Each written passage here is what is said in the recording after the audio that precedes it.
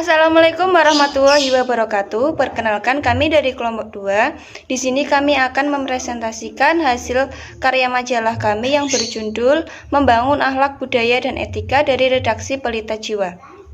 Adapun kelompok 2 yang beranggotakan Wahyu Rizkiana NIM 23239, Feni Desyanti NIM 23273, Mufrodah NIM 23281, Tiara Aldis NIM 23285, Uswatun Hasanah 23287, Tia Nurahma Hidayah NIM 23296, Wulan Dwi Safitri NIM 2320107, serta Milatul Husna NIM 2320127.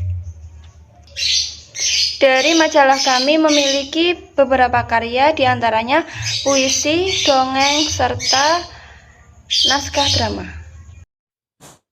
Assalamualaikum warahmatullahi wabarakatuh. Saya Wahyu Rizkiana dengan NIM 2320039. Di sini saya membuat sebuah dongeng yang berjudul Si Kelinci yang Cerdik. Nah, isinya adalah seekor kelinci dengan kecerdikannya membuat jebakan untuk manusia agar manusia tidak dapat menembaki hewan-hewan yang ada di hutan itu. Nah, pesan moralnya adalah sebagai manusia kita harus selektif dalam memburu atau menembak hewan yang ada di hutan, karena pada dasarnya hewan-hewan itu juga membantu ekosistem yang kita tinggali, yaitu lingkungan hidup kita. Selanjutnya ada puisi yang berjudul Sekolahku. Nah, pesan moral dari puisi ini adalah kita sebagai siswa kita harus belajar dengan sungguh-sungguh. Kita harus berdoa sebelum belajar. Kita harus menimba ilmu dengan sungguh-sungguh, dan sekolah adalah tempat untuk mencari ilmu, bukan untuk bermain-main. Kita harus menyayangi dan kita harus mencintai guru dan teman-teman kita. Kita harus berteman pada siapapun yang ada di sekolah. Dan kita harus merasa nyaman ketika kita di sekolah. Terima kasih. Assalamualaikum warahmatullahi wabarakatuh. Perkenalkan, nama saya Uswatun Hasanah dengan NIM 2320087. Dari puisi yang berjudul Ibu, karya saya sendiri, dapat diambil pesan bahwa seorang ibu itu sangat besar perjuangannya. Oleh karena itu, kita sebagai anak harus mengingatnya dan harus membalasnya dengan apa? Dengan mematuhi nasihatnya dan selalu berdoa untuknya. Terima kasih. Wassalamualaikum warahmatullahi wabarakatuh. Assalamualaikum warahmatullahi wabarakatuh. Perkenalkan, nama saya Uswatun Hasanah dengan NIM 2320087. Dari dongeng anak yang berjudul Ulat Cantik, karya saya sendiri, dapat diambil pesan yang pertama, bersakit-sakit dahulu, bersenang-senang kemudian. Artinya apa? Bahwa di dalam dongeng tersebut, dengan keadaan yang awalnya mungkin memberikan kita rasa sakit, apabila kita bertahan dan terus berjuang, maka hasilnya tidak akan mengkhianati usaha kita. Dan untuk amanat yang kedua, yaitu bahwa kita harus percaya dan mematuhi nasihat dari orang tua, karena pasti dari nasihat orang tua itu akan memberikan dampak yang terbaik untuk anaknya. Terima kasih. Wassalamualaikum warahmatullahi wabarakatuh. Assalamualaikum warahmatullahi wabarakatuh. Perkenalkan, nama saya Wulan Dwi Safitri dengan NIM 2320107 dari kelas Bahasa dan Sastra Indonesia PGMID. Di sini saya akan sedikit menjelaskan tentang cerita pendek dan puisi yang saya buat. Yang pertama yaitu cerita pendek yang berjudul Hadiah Spesial untuk Bu Guru Ani. Dalam cerita pendek ini diceritakan seorang anak laki-laki kelas 6 SD. Dia bernama Putra. Dia merupakan anak yang sangat nakal dan terkenal kurang pandai di sekolahnya. Ia menjadi anak nakal karena kurang mendapatkan perhatian dari kedua orang tuanya yang sibuk bekerja. Setiap kali ada ulangan, ia selalu mendapatkan nilai yang paling jelek di kelasnya. Namun, berkat kegigihan dan kesabaran dari Bu Ani dalam mengajarkan Putra, kini Putra bisa berubah menjadi anak yang baik dan pintar di sekolah. Di hari Guru, Putra memberikan sebuah hadiah spesial untuk buku Qur'ani yang berisikan nilai-nilai Putra yang semakin hari semakin meningkat dan disertai dengan surat yang berisi terima kasih dan sebuah coklat.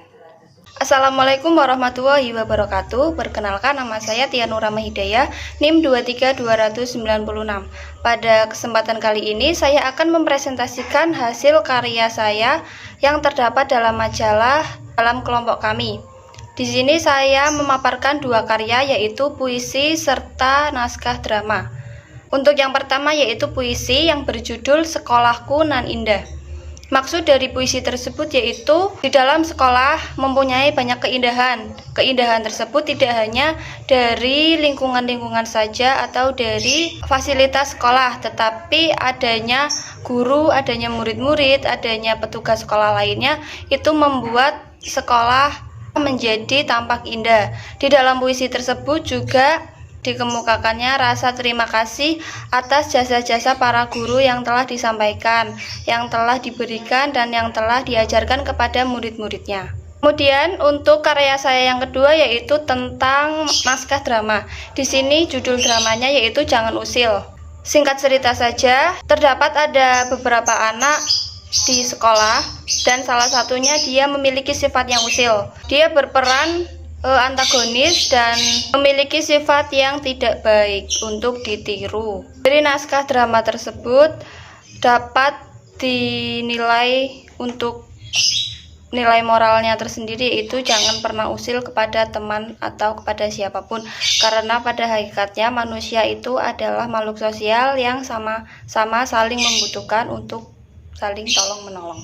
Cukup sekian pemaparan hasil karya saya. Mohon maaf apabila ada kesalahan. Terima kasih. Wassalamualaikum warahmatullahi wabarakatuh. Assalamualaikum warahmatullahi wabarakatuh. Perkenalkan, nama saya Melata Musna dengan NIM 2320127.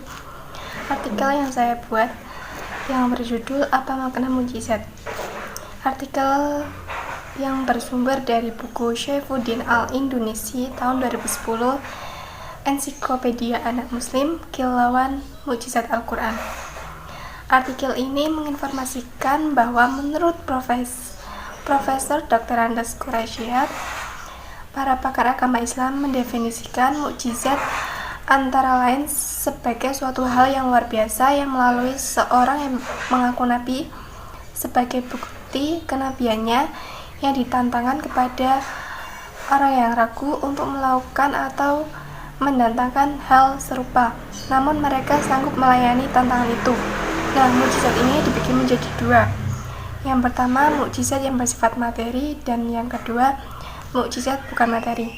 Contohnya, mukjizat seperti Nabi Ibrahim alaihissalam yang terbakar di dalam kobaran api. Terus yang kedua, Nabi Musa yang membelah lautan.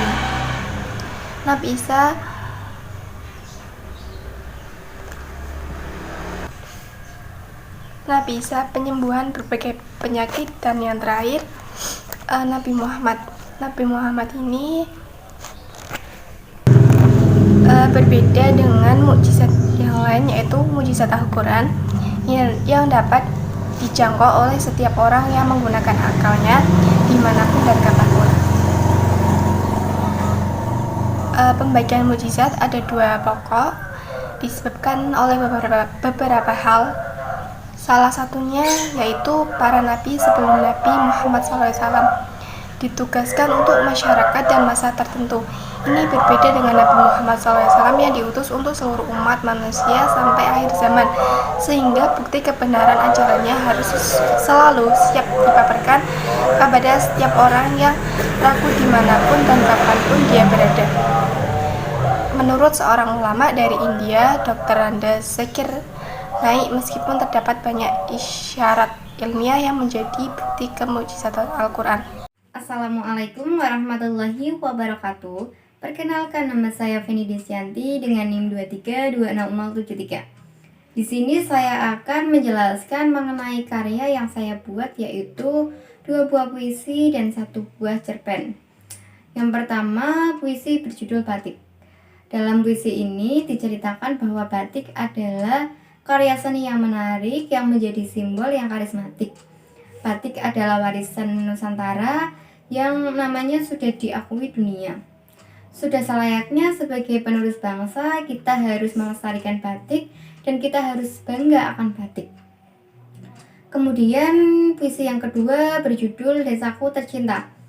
Dalam puisi ini menceritakan mengenai kebanggaan seorang anak terhadap tanah kelahirannya, di mana desa tersebut menyimpan kekayaan alam yang melimpah, tanah yang subur, dan keindahan alam yang begitu indah. Semua ini merupakan anugerah titipan dari Tuhan yang perlu kita lestarikan dan kita jaga. Keadaan desa ini tidak akan terlihat di suasana kota, sehingga desa akan menjadi tempat yang dirindukan. Itu cerpen yang berjudul Kejujuran Membawa Berkah. Dalam cerpen ini diceritakan ada seorang anak yang sangat berbakti kepada orang tuanya. Ia selalu membantu orang tuanya berjualan jeruk di pasar. Sebagai anak yang berbakti, ia selalu mengikuti apa yang dikerjakan oleh orang tuanya, baik itu benar atau buruk. Karena anak itu masih polos, jadi ia mengikuti kebiasaan buruk ayahnya, yaitu dengan mengurangi timbangan. Pada suatu ketika ada seorang pembeli yang datang dan melihat anak itu mengurangi timbangannya. Lalu anak itu ditegur dan anak itu merasa bersalah, sehingga anak itu tidak akan mengulangi keburukannya itu lagi. Selang beberapa hari, pembeli tersebut kembali dan menasihati anaknya lagi. Kemudian ayah seorang anak ini mendengar dan merasa tertampar akan hal itu, sehingga dapat dipetik pelajarannya bahwa kita itu sebagai manusia harus jujur, karena jujur itu akan membawa berkah. Terima kasih. Wassalamualaikum warahmatullahi wabarakatuh. Selanjutnya artikel yang kedua yang berjudul Jam. Saya mengambil artikel ini bersumber dari buku ensiklopedia yang penulisnya yaitu Syaifuddin Al-Indonesi tahun 2013. Judulnya Ensiklopedia Anak Muslim edisi istimewa Temuan yang Mengubah Dunia. Nah, saya mengambil artikel ini yang berjudul Jam. Nah, sebelum abad ke-16, alat pengukuran waktu dianggap kurang akurat. Seorang penemuan muslim bernama Taqi al-Din berencana membuat pengukuran waktu dengan keakuratan tinggi sesuai keinginan sultan saat itu. Dengan menggunakan ilmu matematika beliau merancang pengukuran waktu yang memiliki penanda untuk setiap jam. Penanda setiap menit dan derajat. Jam ini dilengkapi dengan beberapa peralatan seperti alarm yang berbunyi keras pada setiap jamnya, penanda bulan dan matahari, bentuk-bentuk bulan yang berbeda, peralatan petunjuk waktu sholat, dan peralatan untuk menunjukkan nama-nama bulan. Banyak perlengkapan yang dibuatnya masih digunakan sampai sekarang di seluruh penjuru dunia. Nah, jam ini menandakan kita untuk mengatur jadwal kegiatan termasuk waktu sholat. Nah, jauh sebelum itu, para pakar muslim juga telah membuat jam-jam berukuran besar. Ada di antara jam-jam ini yang masih bisa kita lihat sampai sekarang, di antaranya jam Ridwan Al-Asqati atau dikenal juga dengan sebutan jam Jairun. Jam ini dibangun sekitar tahun 1154 sampai 1174 dan dipasang di gerbang masuk timur Masjid Umayyad di kota Damaskus, Syria. Jam ini berbunyi keras setiap jam. Jam ini sudah ada 6 abad sebelum jam Big Ben di Inggris. Jam Big Ben dibangun tahun 1859. Nah, menurut ensiklopedia Disney, jam pertama di Eropa yang menggunakan penanda bunyi dibangun pada tahun 1300-900-an dan digunakan oleh para biarawan. Jam-jam buatan penemuan muslim ini bentuk-bentuk yang sangat menarik. Di antaranya jam astronomi buatan Al-Jazari. Selain ukuran yang besar, jam ini berbentuk seekor gajah dengan beberapa penumpangnya, dilengkapi juga dengan alat-alat yang berbentuk burung dan ular. Di dalam jam ini terdapat pelarang, yaitu peralatan seperti automata, pengaturan aliran, dan sistem sirkulasi tertutup. Umat Islam berperan besar di dalam pembuatan. Nah, di situ ada sketsa jam astronomi buatan Al-Jazari.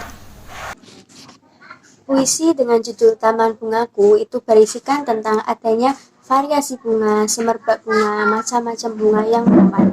Kemudian di situ tersirat sebuah kasih sayang yang menceritakan warnanya berseri-seri dan menimbulkan wajah ceria, menimbulkan rasa kebahagiaan. Kemudian puisi dengan judul Buku itu menceritakan tentang buku merupakan jembatan ilmu. Buku memberikan pengetahuan kepada kita semua, kepada umat manusia yang ada di muka bumi. Kemudian buku juga merupakan sumber ilmu yang menjadikan kita dari awalnya tidak tahu sampai menjadi tahu. Cerita pendek berjudul Dua Nasib Kucing, yakni kucing hitam dan kucing loreng, yang mana kucing loreng itu berada dan tinggal di rumahnya seseorang yang punya. Kemudian si hitam itu masih tinggal di jalanan. Kemudian si kucing hitam ini meminta makanan kepada si loreng tetapi tidak diberi. Selang beberapa lama, kemudian si loreng menyadari hal itu. Kemudian si loreng pun memberikan makanan kepada si hitam. Hal ini menceritakan atau maknanya, bahkan hikmahnya, yakni sesama orang ataupun sesama apapun itu, baik hewan maupun apa, itu kita harus berbagi, saling tolong menolong dan saling menghargai. Puisi yang berjudul Desaku.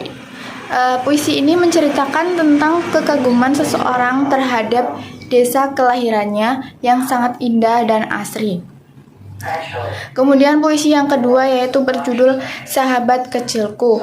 Puisi ini menceritakan tentang seorang sahabat yang selalu ada dalam suka maupun duka, dan rasa kebahagiaan yang muncul ketika bermain bersama seorang sahabat. Dari dongeng yang berjudul Kupu-kupu Berhati Mulia, di dalam dongeng tersebut itu menjelaskan bahwa kita tidak boleh menjelekkan kepada siapapun. Di dalam dongeng tersebut itu juga mengandung pesan moral yang isinya jangan pernah menyepelekan orang lain. Bisa jadi orang tersebut itu memiliki kemampuan yang lebih dari kita, atau bahkan kita tidak tahu orang tersebut itu selalu menolong kita. Dari puisi anak yang berjudul Bagi Tutuk Hidup, kita harus selalu semangat dari sedia kala. Kita tidak peduli atau tidak ada yang percaya atas kesuksesan kita yang lebih bermakna lagi. Maka dari itu kita harus selalu bangkit dan terus berjuang. Demikian pemaparan hasil dari karya kami. Mohon maaf apabila terdapat kesalahan. Terima kasih atas perhatiannya. Wassalamualaikum warahmatullahi wabarakatuh.